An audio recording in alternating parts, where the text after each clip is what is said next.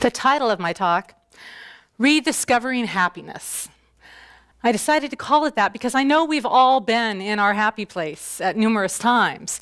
We just sometimes forget how to get back there. We kind of get stuck in our old routines.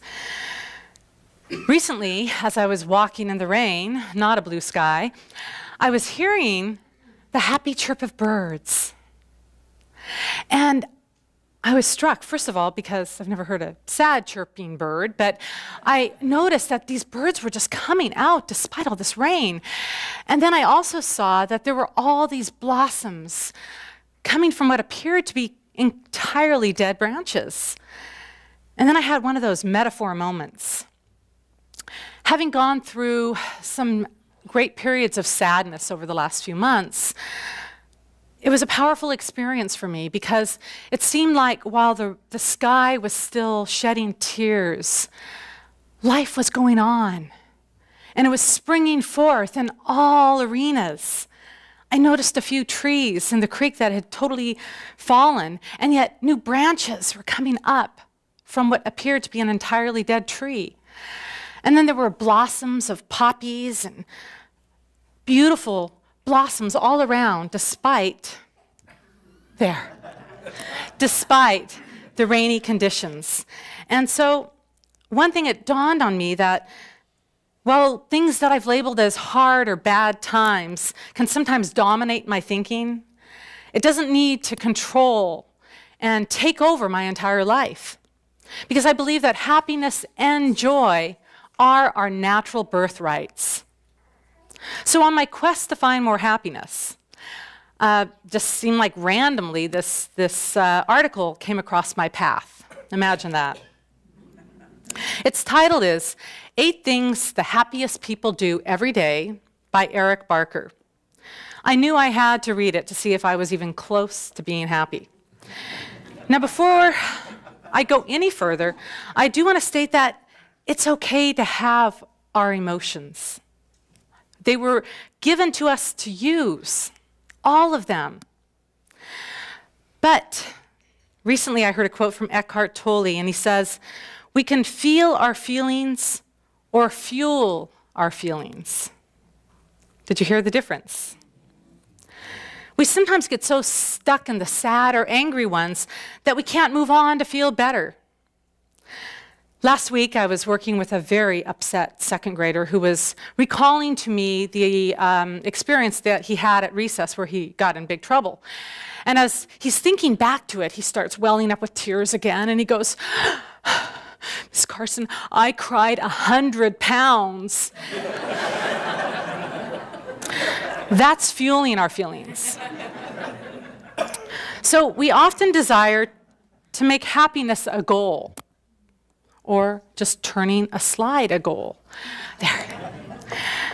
And while we don't need to be happy 24 hours a day, how boring would that be? It would be nice to know how to get there when we want to be. So my talk is based on this article that offers specific tools to help. I've tweaked it a little bit to make it more relevant to our teaching. Eric Barker begins with stating that frequency beats intensity. Now, I think you can understand this easier when you think of going out and maybe exercising 10 minutes a day instead of an hour every week, or maybe eating several small meals a day instead of just one big one. Or how about that breathing thing? Anybody ever take a deep breath at the beginning of the day and say, "I'm good, no more breathing for me for the rest of the day"? No, we need to keep moving through things. So let's see, where did I leave off? So basically, the article says that lots of good little things make you happier than a handful of big things. A Stanford professor, Jennifer Aker, says, "It's really that simple. Do things that make you happy more often." Now, I want you to think about a few little things that make you happy in your life. Please just call them out, and I'll tell you if you're right or not. Any? No, seriously. What was that? Chocolate. Oh, you and I both. What? Hiking? Coffee. Your dogs. Somebody else's smile. Ah, I like that one. Good. I did not hear, though. Now, this was one I discovered just yesterday. Finding all the socks that you put in the dryer, getting them all out in equal pairs. I tell you, I could not believe how happy I was. I'd thrown them all in, and of course, they all didn't come out. And I was really bummed. I was missing one sock. So I kind of let it go, and then I started, stretching out, and I was doing my leg exercises. And as I put my legs up above my head, all of a sudden, the mystery sock fell down onto me, clinging from my PJs. And I got to tell you, I have never been so happy to be socked in the face before.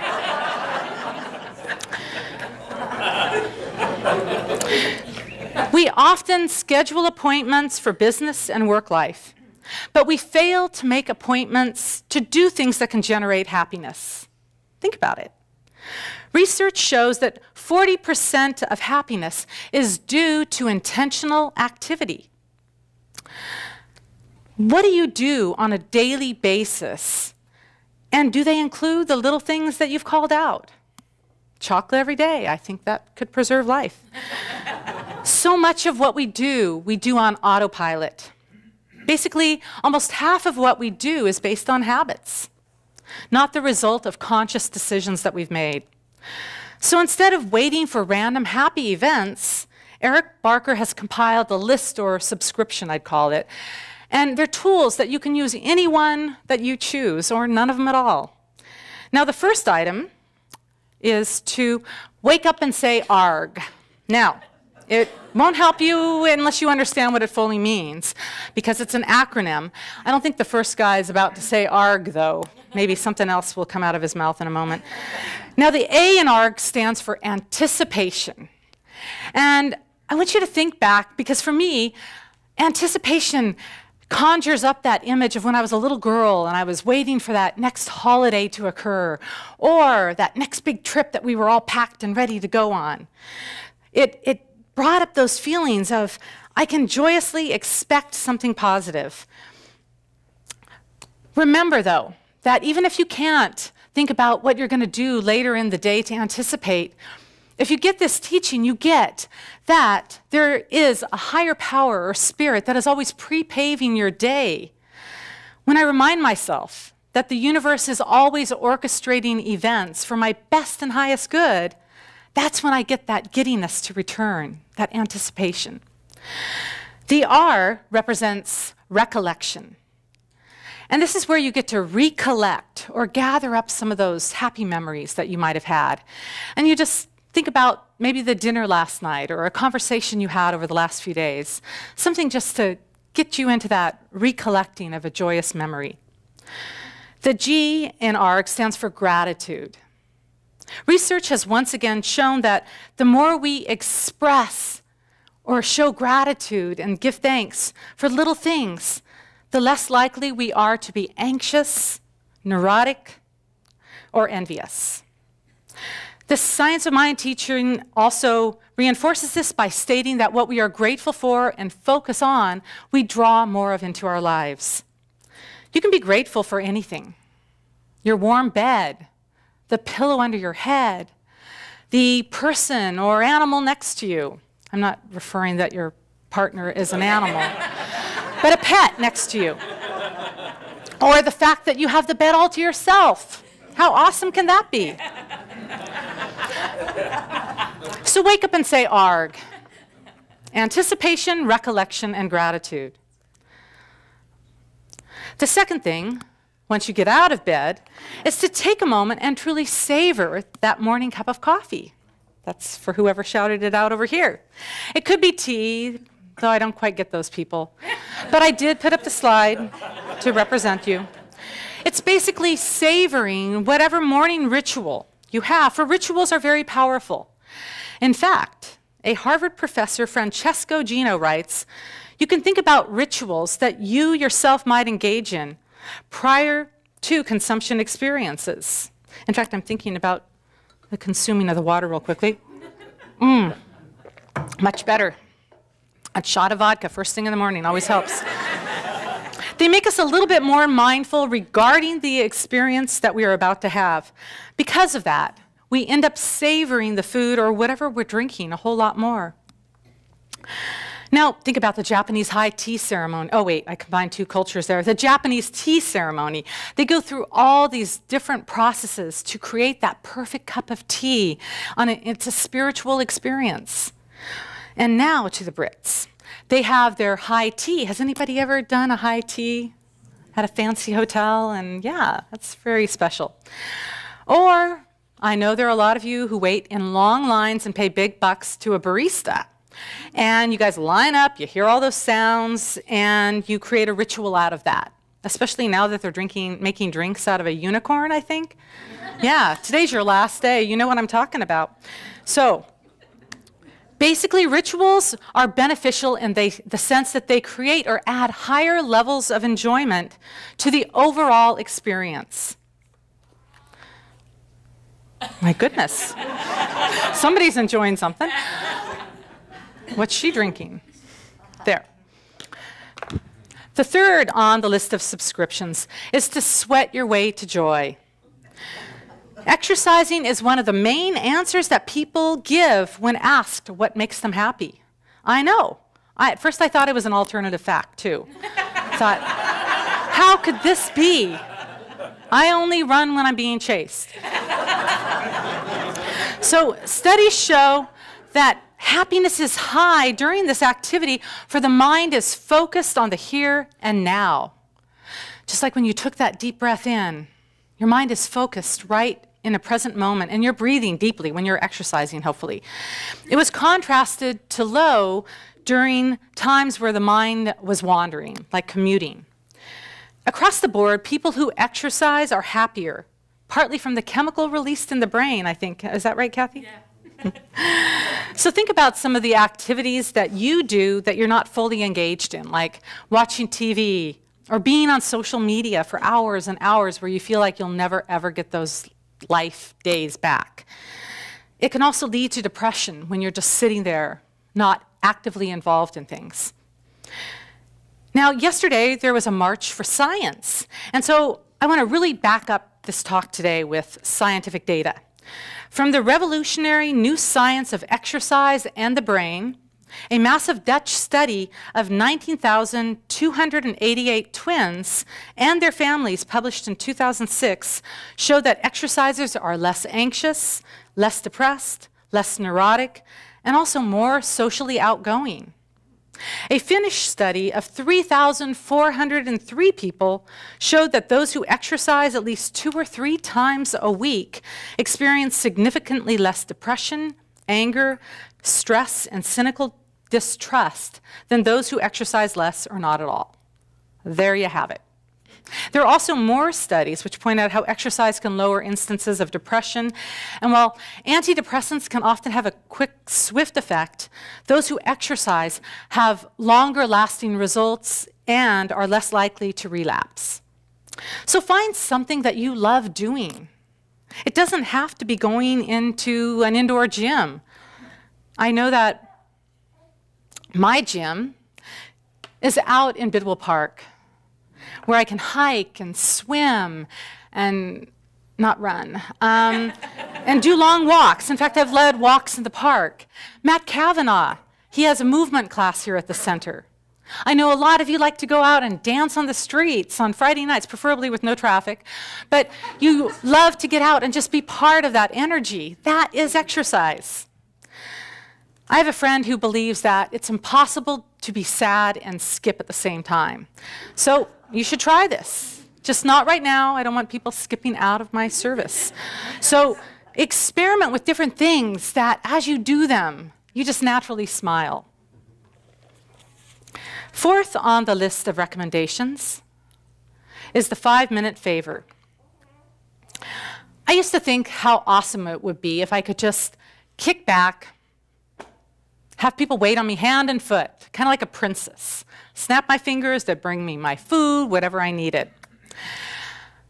However, a health and longevity study project had a surprising discovery after an 8-decade research, and it kind of shattered the whole princess fantasy.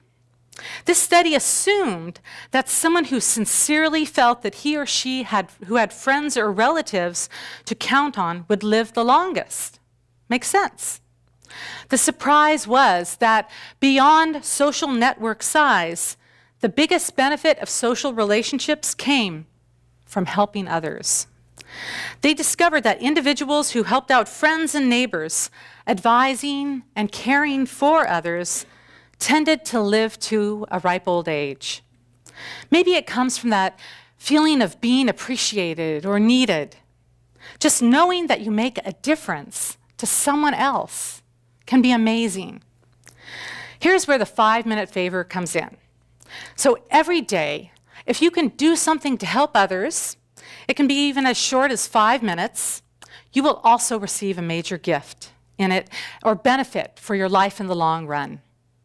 So take a few minutes and do something that is minor for you, but then that can create a big result for someone else.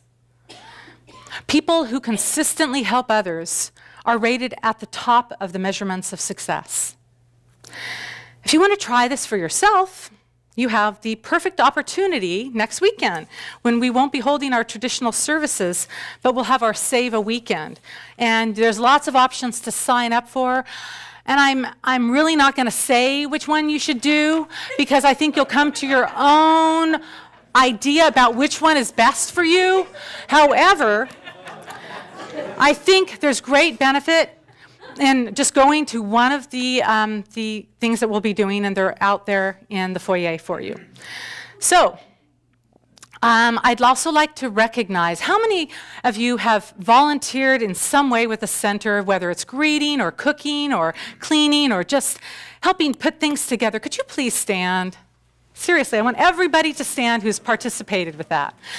All right, let's give yourselves a big hand. Look at them.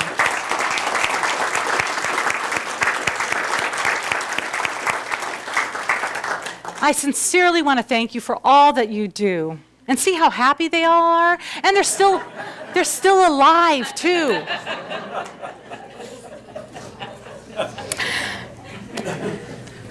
The fifth tool. Okay, that's not the fifth tool. The fifth tool that happy people use is to see that life is a game and so is work, so notice your progress. The happiest people tend to have goals, setting some desire in motion and then making progress towards seeing it happen and expecting its final result can generate positive feelings and suppress more negative ones. Some people just hate going to work. I know that there's been a time or two that I've been in that category. However, studies show that people who are happiest are sometimes at work and not at home. So as we experience contrast or challenges in life, we use them to strengthen our inner muscle and showing us that we can overcome and get to that next level. Think about a time that you learned to do something that you didn't know you could do before. I know computers are a big one for me. Remember your first login? Yep, it was like magic for me. It was like, wow, there's a whole world that opened up. How about when you were cooking something and people actually ate it? Yeah? Or maybe it was something to do with art, where you felt like people recognized what you drew for the first time. It wasn't just seeing blurs anymore. So when you take note of your progress and see how far you've come, it truly adds to this joy factor. Getting to see the results of your work can be incredibly rewarding, yet I know there are many jobs that you don't see it that quickly, like administrative jobs or teaching, where sometimes the results are spread out over long periods of time. I know that sometimes when I finish teaching, I just love to come home and do something physical, like scrubbing a dirty stovetop or pulling weeds. Not that you need to bring me your dirty stoves or weedy yards, unless I could do them in 5 minutes. Then we might have a deal there. The sixth one is scheduling time to be with friends or meeting new people in a non-blurry setting. That picture didn't turn out too well. That was the best shot I could get while spying on this family. I know that some of you introverts might be cringing right now, but according to the 100 Simple Secrets of Happy People, The primary components of a happy life relate to the number of friends, closeness of family and relationships, and with coworkers and neighbors. Together, these create about 70% of personal happiness. Now, church is also shown to factor in here, but the article doesn't even state what type of religion it has to be. I think that's just because they don't know about us. But it's about socializing during a regularly scheduled time, being connected to a larger community of like-minded people really adds to the happiness factor. So for all of you regular attendees, which I see a lot of you here today, you've got that going in your favor. We don't do guilt or fear of hell, but we can offer a little happiness. Next month, I'm going to be doing something that I did about a year ago, which I know that Al talked about people wanting to connect more here. So I'm going to do a pod service, and that's basically where we sit in little clusters during the service, and we have opportunities to discuss things and get to know each other more. So that'll be happening toward the end of May. If you want to come and truly connect with our community on a deeper way during this time period. The seventh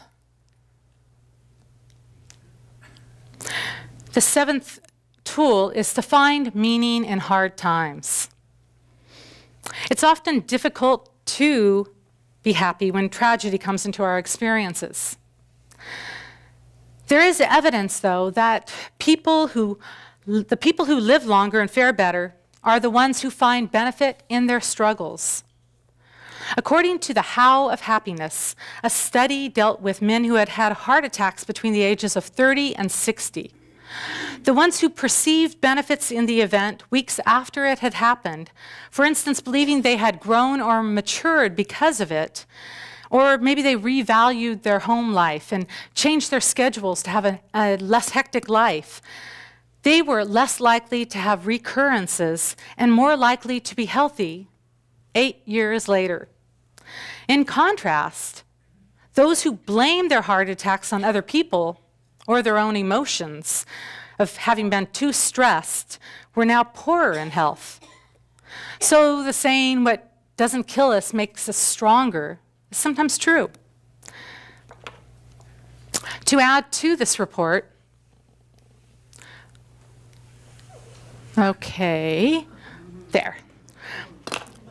was a study that shows that people who had intense depression and anxiety after extreme adversity, in the long run, arrived at a higher level of psychological functioning than before.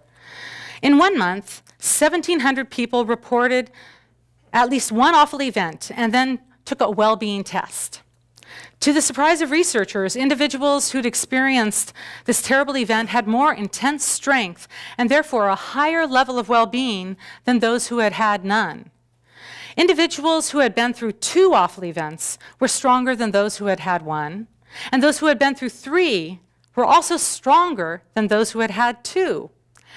By the way, this guy did make it to the other side, just in case you were worried about that. But I find there is one mind. John did his contemplation today on pulling back an arrow. And I had to laugh because this was also in my talk today about how sometimes it's the analogy of when you go through difficult times, it's kind of like pulling backward on a rubber band. But then when you release it, you're propelled faster and farther than you would have been normally.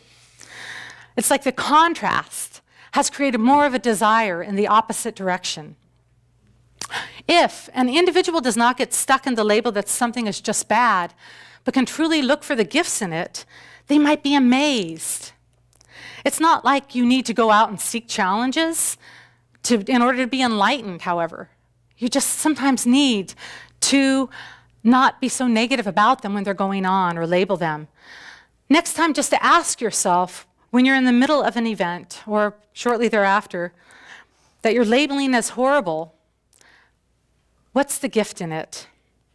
I like the tapestry analogy, where sometimes you just notice a thread in your life, and you might say, what's this doing here? It makes no sense. I don't get the color, I don't get the pattern, I don't get what it's doing here in my life. But it's not until you allow time to weave or create everything together that you get the overall picture and see why it's there. Since Eric Barker blended 8 of his tools into 7, I want to add a final one today that says, remind yourself that you are always connected to and one with your higher power. This is often easiest when done through meditation or spiritual mind treatment, which Carolyn did a wonderful talk on a few weeks ago. 2 waves were coming upon the shoreline. The first wave noticed that the second wave looked very frightened and agitated and said, "What's the matter?" And the second wave looked back and said, "Don't you get it? We're coming up on the rocks. We're going to be smashed to smithereens." Then the first wave replied, "No, don't you get it? You're not the wave. You're the ocean." Even when things appear to be crazy, horrible, and not make sense, over time, as fast as circumstances seem to be changing, we can remember that there is a divine being manifesting events for our best and highest good. It's also based on what you ultimately want in life. We came here with intentions that might not be revealed until they are truly manifested in our lives in the form of some material event or some experience that we might not understand at first. To make this a little clearer, I want to add a little quote from Ernest Holmes, the founder of Science of Mind. It was in last month's Science of Mind magazine. He states, "Every man is on the adventure of life with a known or unknown secret partnership with the eternal, in an endless now and an everlasting here. To think is the most difficult thing in the world, particularly to think straight, to synthesize our thoughts, and out of a vast analysis, create unification of ideas to justify the fact." It's kind of like this teaching can be very simple, but not always easy. Truth is not a process itself, but a revelation. Its operation through law may be a process, but the oak is in the acorn, the chicken is in the egg, and God is in man. Or I might add, the ocean is in the wave. Happiness is truly our birthright. While we consciously take steps to allow it into our days, we can remember that we are always one with our source. It can also surprise us in serendipitous ways when we least expect it, but we must first be open to it. Recently, I saw a poster that said, "The same boiling water that hardens an egg softens a potato. It's not what happens to us, but what we are made of." And I want to remind you today that we are all made of this divine substance. It's infused in us. It's that joy, that power, that love. So, a quick review.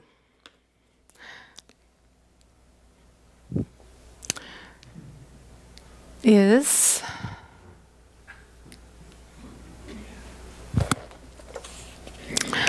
to ritualize your morning drink. Wake up and say "arg" before that. Sweat your way to joy, in whatever way that is. Do a 5-minute favor. Know that life is a game, so notice and measure your progress. Schedule time to be with friends. Find meaning in hard times. And know that you are always one with or connected to your higher power. These steps are like a formula to help you raise your vibrational level. For after a while, you build up an energy that becomes like a mold and creates a more resilient pulse to you so that you can attract that same vibration pattern to your life. You're basically these dynamic beings attracting spirit. So keep in mind that happiness doesn't need to be some elusive, far-off, unattainable goal. Rather, you are magnificent manifestors. Right here, right now, you have the entire universe at your disposal. So go out and radiate that inner happiness. Thank you and namaste.